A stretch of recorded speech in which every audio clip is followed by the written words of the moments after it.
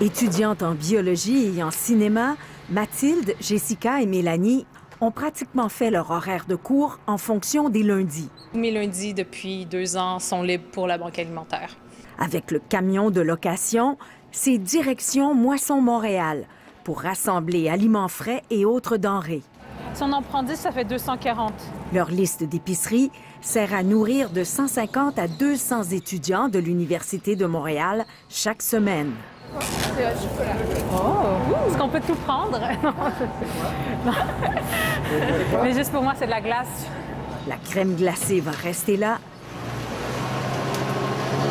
parce qu'il n'y a pas de frigo dans le coin de la cafétéria du pavillon Jean-Briand qu'occupe la Banque alimentaire tous les lundis après-midi.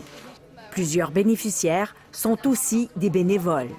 L'initiative née d'une poignée d'étudiants en philosophie il y a 4 ans mobilise aujourd'hui une vingtaine de paires de bras. La gang est très le fun, puis ça fait du bien d'aider les gens. Puis aussi, ça nous rassure côté alimentaire pour nous aussi, où on sait qu'on pourra manger, on pourra bien manger aussi. La demande a triplé en 3 ans. Plus de 1200 étudiants inscrits à la Banque alimentaire de l'université y sont allés au moins une fois. Chacun doit prouver son statut d'étudiant régulier et ses revenus. Vraiment, le logement, c'est une grosse part de mon budget, plus les dépenses notamment au mois de septembre, tout ce qui est réinstallation, achat de livres, etc. C'est vrai que ça vient vraiment creuser le budget. Mais ils ont mille et une choses à payer. Hein, la vie est escalée aujourd'hui, ils ont les études, ils ont le téléphone cellulaire, ils ont la vie qu'ils ont besoin de mener pour être intégrés dans la société. Puis souvent, un des premiers postes de dépenses qui va être sacrifié, un des postes qui est élastique, c'est la bouffe. Les 2/3 sont des étudiants étrangers. Souvent, la précarité est résolue par les contacts.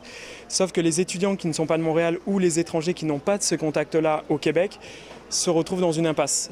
Le retour au doctorat a diminué les revenus de cette étudiante. On se consacre à nos études. Alors, le budget est plus serré, ça nous aide beaucoup. En même temps, c'est de la solidarité étudiante. Pas facile d'établir le portrait de la précarité. Sur les 45 000 étudiants réguliers de l'Université de Montréal, plus de 14 000 ont des prêts et bourses du gouvernement et 400 des bourses pour le soutien économique.